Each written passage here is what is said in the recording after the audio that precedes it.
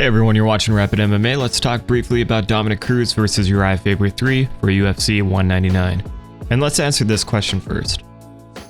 What was it specifically that went wrong for Uriah in his rematch with Cruz? I think there are a number of things you can point to, but mostly it was Uriah's inability to manage his time and his space. Uriah waiting for the perfect opportunity to counter, and also allowing Cruz to control the octagon. Although Uriah was able to land a few solid right hands that either knocked Cruz down or off balance, Uriah never was able to follow up with anything significant afterwards.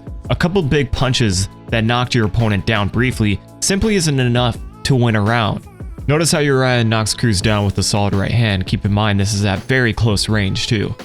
Dominick is quickly back to his feet. Faber follows up with some more shots in the clinch, but then separates and gives Dominick all the space he needs to recover. Besides the big overhand right, Uriah was able to land the straight right in the pocket like we just saw. A lot of his most successful strikes, or the times when Uriah could have capitalized the most, were in clinch range. He always just seemed to back off when the pressure was on strong. I don't think Uriah will ever be this kind of fighter, but I really want to see someone pressure Cruz with an active jab, a lot of clinching against the fence, and much more feints and angles. Standing still in front of Cruz is just not the way to go because that's what Cruz wants. Nearly every piece of bait Cruz threw out, Uriah bid on. Uriah's entries and feints were very predictable. Dominick is elusive, but he can be hit. You can actually find wide open counters, and Dillashaw was able to take advantage of that more than others, but even he gave Cruz a lot of space to work in. There's no question what Dominick will do in this fight: work angles and pick apart Faber. Use his timing to get Uriah to the ground. If Uriah fights the same way he did the second time they fought, it's just not going to work. I think of it like Demetrious Johnson versus John Dodson. We have Demetrious, who is really good with angles and movement, against a power striker. Sure, Dodson dropped DJ, but that's not going to win him the fight if he can't take him out. We saw what happened in the rematch. I also kind of think of it like Kane versus JDS. JDS scored a victory early in the first fight, and Kane came back and destroyed JDS twice in the rematches. So the next question is, can Uriah win this fight? Of course he can. I see a lot of people putting money down on Uriah because the odds, well, you can't really pass them up. A lot of people think Uriah can catch Cruz in a scramble and grab a hold of a neck again like in the first fight.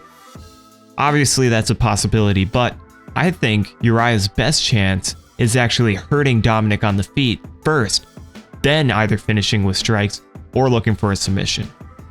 Uriah could learn a lot from the Cruz versus Demetrious Johnson fight. He was on to something, but it's about being able to put it together. Cruz does not like to get hit, and when he does, it doesn't look that pretty. No one can seem to put him away though, and that's the trick. I'm picking Dominick to win once again by decision. I see Uriah coming on strong, being more motivated than ever, and likely more aggressive than we've seen him in the past. This fight allows Uriah to kill two birds with one stone, defeat Dom, and finally earn UFC gold. I really believe we're going to see some of the best work from Uriah, and I think that will only bring out the best in Dominick as well. I expect this to be very competitive, but since Uriah truly believes he won in their last fight, then I can't pick him to win. He has to change things up. He has to put pressure on Dominick and make that octagon small. Otherwise, Dom will run circles around him. Faber trying to get the better of the scrambles isn't the way to defeat Cruz, because that's something Cruz is trained specifically for to make sure it doesn't happen again. However, if Faber throws in combinations and puts pressure on Cruz, something will land, because it did in their last fight. It's about the follow-up and not letting Cruz get away. Final point I want to make regarding this fight, and this is for those questioning whether or not to put money down on Uriah Faber. I just finished watching episode 3 of the Embedded series, and at the end we see Faber studying tape of TJ Dillashaw versus Dominick Cruz. I find this especially interesting because I wonder if he studies tape of other fights this close to his fight. I'd be willing to bet he doesn't.